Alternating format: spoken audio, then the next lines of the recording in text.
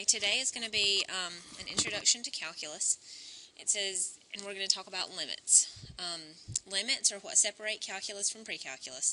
It says using a limit is also the foundational principle behind the two most important concepts in calculus, derivatives and integrals, which you'll learn about later next year. Limits can be found using substitution, graphical investigation, numerical approximation, algebra, or some combination. The first thing we're going to talk about is the relationship between average and instantaneous velocity. In pre-calculus courses, you use the formula d equals rt to determine the speed of an object. What you found was the object's average speed.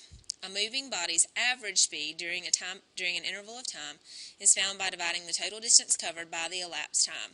Speed is always positive. Velocity indicates direction and can be negative. We're going to find the average velocity.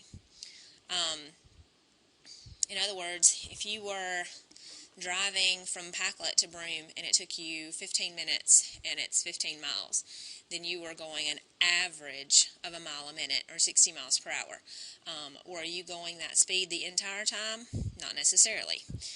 If here's you in a car with wheels, okay, here's you in a car, and you're driving from Packlet to Broome, you're speeding up, oh, you're at the red light, so you're stopped. You're speeding up, you're slowing down, you're behind a slow car, you're speeding up, whoops, you're speeding up, and so on. You're not going 60 miles an hour exactly the entire time because you have to stop and start. That's the difference between average and instantaneous. Instantaneous velocity is your exact velocity. How fast were you going when you passed the fish camp in Packlet? How fast were you going when you passed Hoosiers? That's instantaneous velocity, and that's the difference. It says, if an object is dropped from an initial height of h0, we can use the position formula to model the height, s, in feet of an object that has fallen for t seconds. So here we go.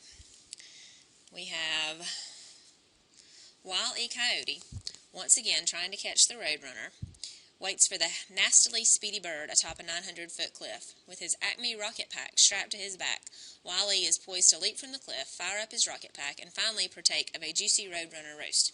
Seconds later, the roadrunner zips by, and Wile E leaps from the cliff. Alas, as always, the rocket malfunctions and fails to fire, sending poor Wile E plummeting to the road below, disappearing into a cloud of dust. It says, what is the position function for Wile E. Coyote? And it said that the position function was negative 16t squared plus, it's actually plus the initial velocity times t plus the initial height. Well, we are not given the initial velocity. This is actually a dropped object, so we don't use this because we're getting dropped.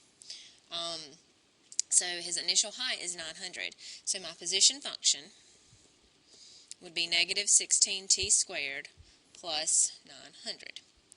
Now it asks you to find Wile E's average velocity for the first 3 seconds.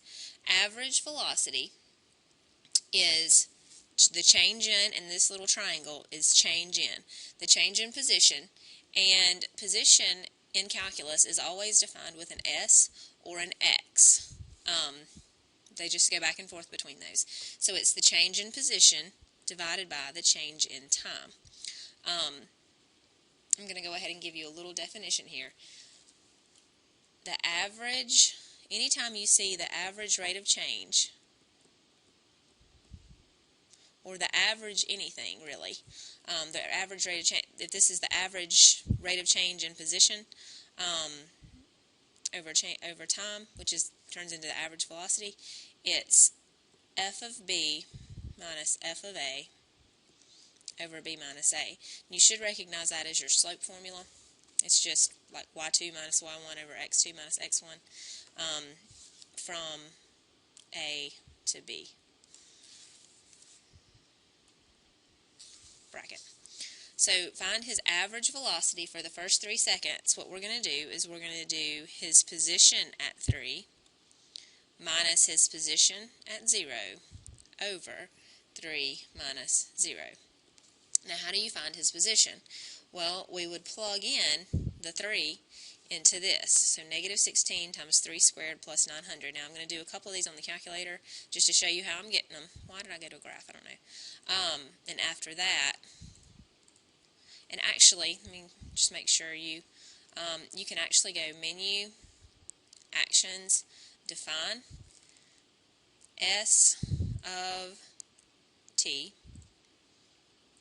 equals negative 16t squared plus 900. And that way we don't have to plug it in over and over again. We can just do S of 3, 756, S of 0 is 900. So I've got 756 minus 900 over 3 minus 0. That gives me negative 144 over 3, which is negative 48 feet per second. Okay.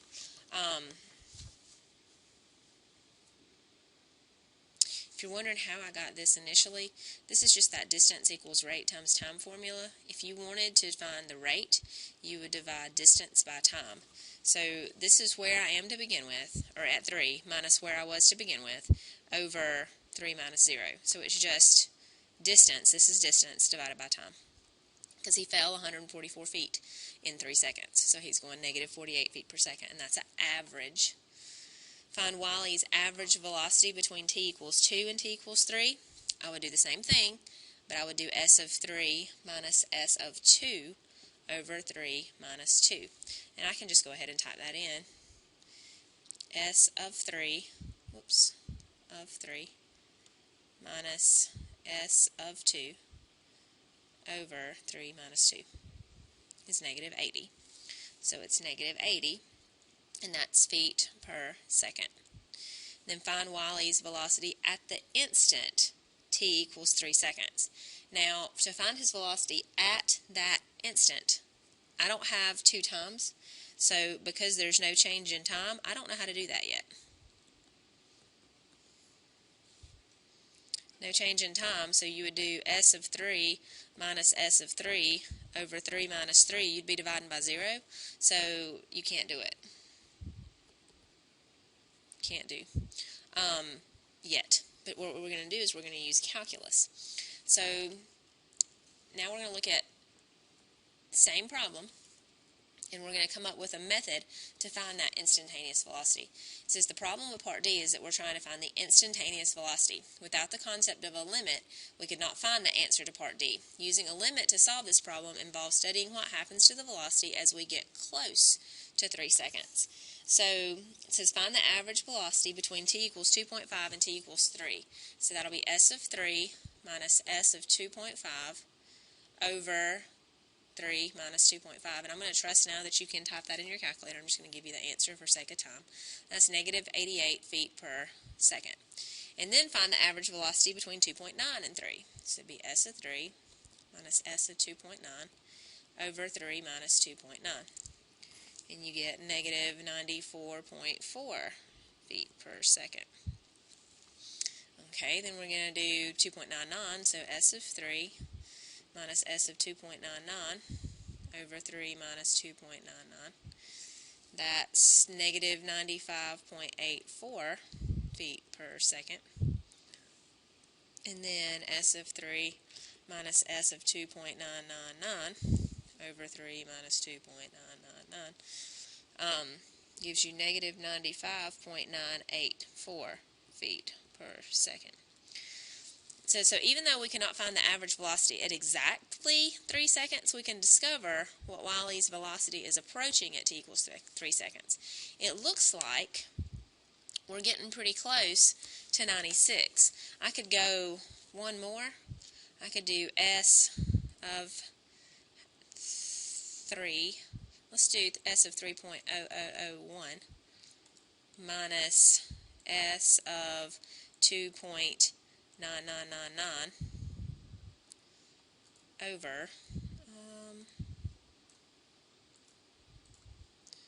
3.0001 minus 2.9999. And look what it is. It's a negative 96. So it's getting close. It's approaching. I can't spell, approach negative 98 feet, 96 feet per second. Okay, so what a limit is what's happening is it's getting really, really close to that number. You don't necessarily care what happens at that number. The limit is where it's headed.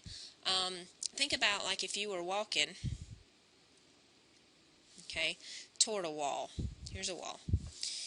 And you're walking toward the wall. And I say that you're 10 feet away, and say you go halfway to the wall. Now you're at 5 feet. And I say, all right, go halfway to the wall again. You're at 2.5 feet. Go halfway to the wall again.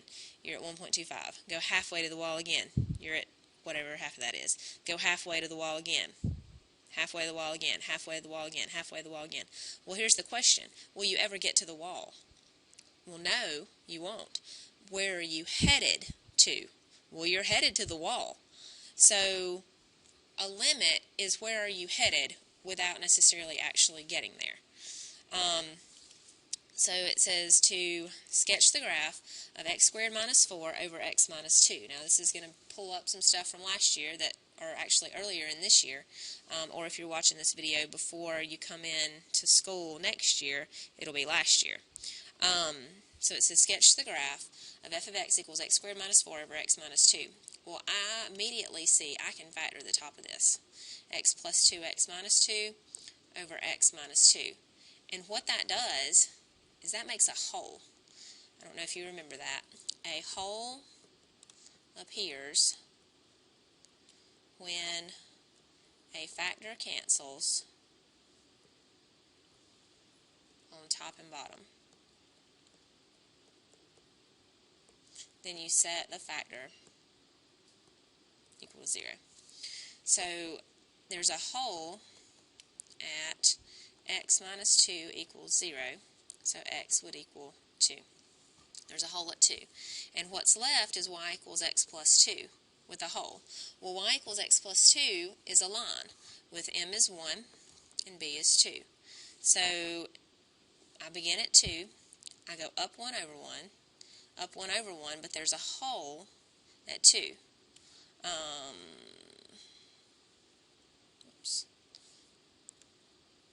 Okay, so what happens, and there's a hole at x equals 2, so you just go over 2 and go up to the line and put a hole there.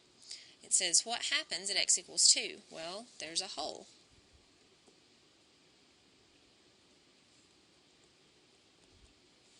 So the function doesn't exist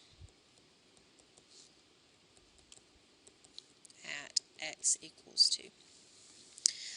And I'm going to go ahead and start you on some AP skills now. Never, when you're describing anything, never say it. You have to tell what you're describing. We're talking about f of x, so you have to put f of x. Don't say it, or they won't count it right. It says complete the table of values below to determine what happens as x gets close to 2. Okay, I don't actually have to do this. Do you know how to get a table on your calculator? Let me go ahead and show you. It's not going to kill me. New document. No. I'm going to graph. And I want x squared minus 4 over x minus 2. Okay. Notice your calculator will not graph your hole. And then I want menu, table. I would like to show the table. And then you could just type in what you want. I want 1.5. Whoops. Menu, table, actions, table, edit, table settings, and I want it to ask. Okay? So what I want is I want 1.5, and then and as I'm doing these, you can write your values down on your table. 1.75, 1.9, 1.99, 1.999, 2 gives me undefined, 2.001, 2.01, 2.1, 2.25, 2.5. Okay. So what's happening, and I'm just actually going to write the ones down that were on either side.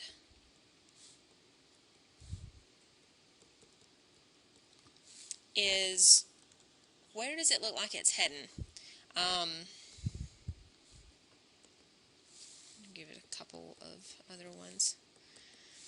What's happening as you get closer and closer to 2? Where is the number going? Where does it look like it's heading to? It looks like it's heading, in other words, what's the y value? It's heading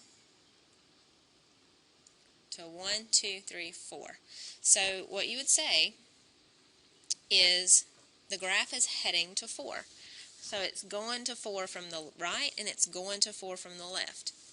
So, whoa, where's the rest of my problem? Oh, it says apply this definition to the function above. Well, hold on, let me give you the definition. Here's the informal definition of a limit. It says suppose a function is defined on an interval around C, but possibly not at the point C itself. In other words, just like our graph that we just looked at, where this is x equals C. Suppose that as x becomes sufficiently close to C, f of x becomes as close to a single number L as we please. We then say that the limit of f of x as x approaches C is L.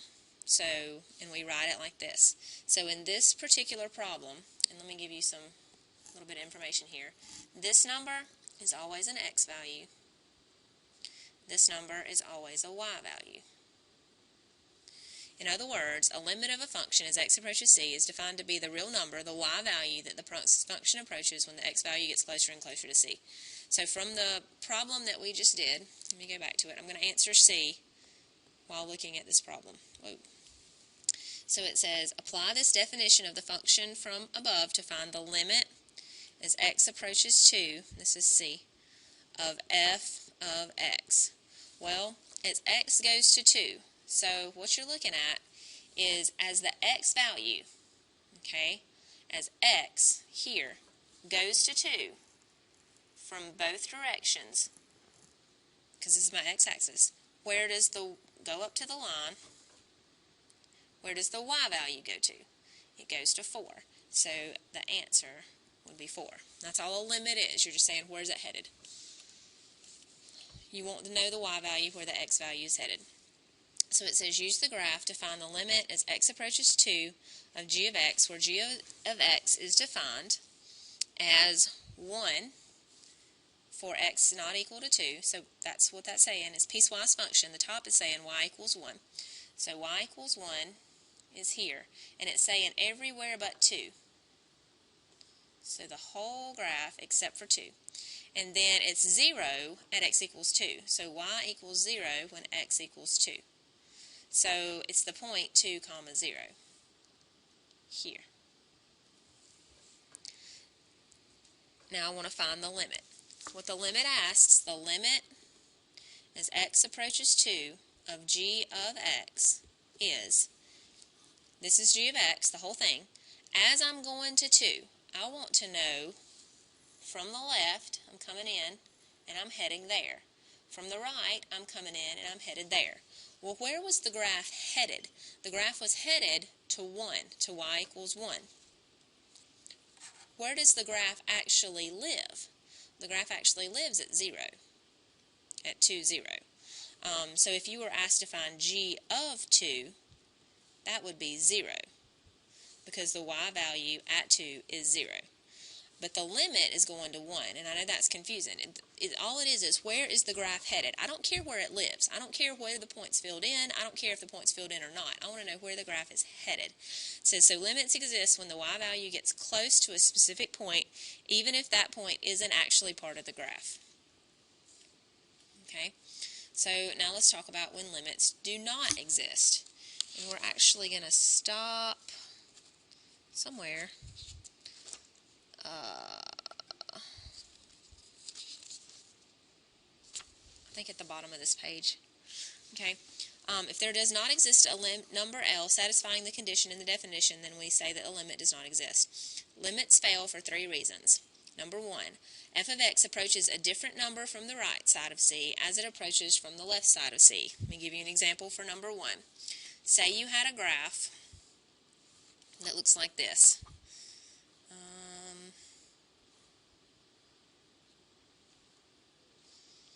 And this is C. Okay? The limit, and this is, let's just say that this is at 1 and this is at negative 1. That's 2 and that's negative 2. And this is f of x. Okay? If I said the limit as x approaches c, and you can define that like this, the limit as x approaches c from the left, put a little negative sign after it, is the from the left. Okay? And then you've got the limit as x approaches c from the right, okay, of f of x, Let me explain what this means. The limit as x approaches c from the left, so it means you start on the left side of your graph and you walk toward your c value. Okay, here's c. So where is my graph headed? What's the y value that it's headed to? Well, it looks like it's headed to 1. So the limit from the left is 1. The limit from the right means I start on the right side of the graph from the right and I head back toward my point from the right side. Well, the limit from the right is going to negative 1. Okay? Because the limits from the left does not equal the limit from the right, it does not equal. Okay? It does not have a limit. So the limit as x approaches c of f of x does not exist. The limit from the left has to equal the limit from the right. Number 2, the second case, is it says f of x increases or decreases without bound. What that means is there is an asymptote. So if you had this graph, okay, here, the limit as x approaches this asymptote goes to infinity. Infinity is considered the same as does not exist. Okay, so if you did the limit as x approaches, let's say c, and you could say from the right, f of x. So the limit from the right would equal positive infinity, whereas the limit from the left, coming from the left, I'm headed toward negative infinity. Well, even if those had matched and they had both went to positive infinity, the limit as x approaches c does not exist. Oops, of f of x. You got to say what you're talking about. Okay. So it says investigate, use a graph and or table to investigate the existence of the following limits. I'm just going to fill in a couple of numbers here. Actually, let's just graph it. The absolute value of x over x. No, graph the absolute value of x, just so you can see what it looks like, of x over x. Okay, it looks like that. It's negative 1. Oops. Does not exist at 0. Well, actually, it's, error. Oops. What's happening here? Error. And then 1, 1, 1, 1, 1. So it's negative 1 this way, and it's 1 this way. Okay? So the limit as x approaches 0 does not exist. If I found the limit from the left, if I did the limit as x approaches 0 from the left of f of x, the limit from the left is what's happening as I come from the left side of my graph. It's headed to negative 1. The limit from the right,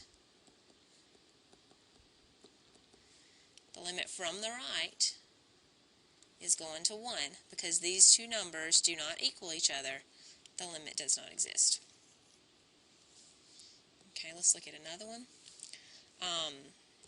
The limit is of 1 as x approaches 1 of 1 over x minus 1 squared.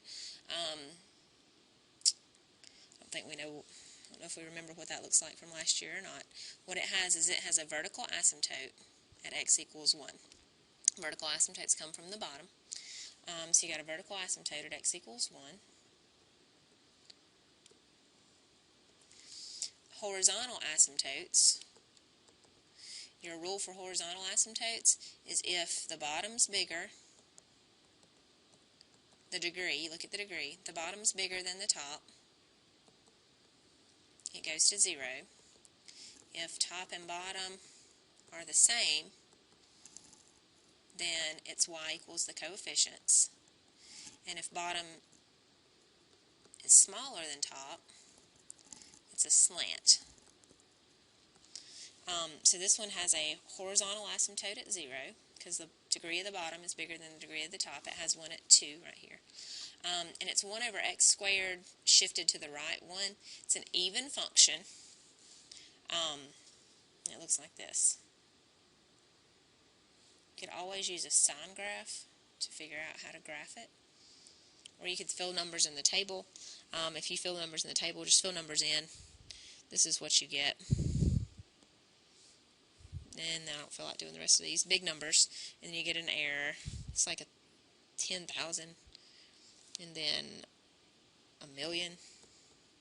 And so on. And then you get that same thing on the other side within 100 and 4 and 1. So it looks like this. So the limit as x goes to 1 looks like it goes to infinity. Well, if it goes to infinity, it does not exist, because the y values are shooting to infinity. And then the third case is the limit as x approaches 0 of sine of 1 over x. So let's graph that. Sine of 1 over x. Let's look at what happens. If we zoom in here, look what it's doing. It's oscillating. It's going up and down. And like I can't, it bounces.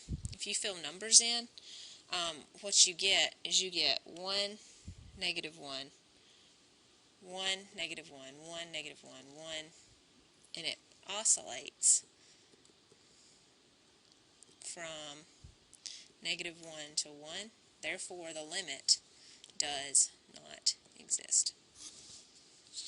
And I think this is where this particular lesson stops. This 2.1 gets divided up into like 3 lessons. So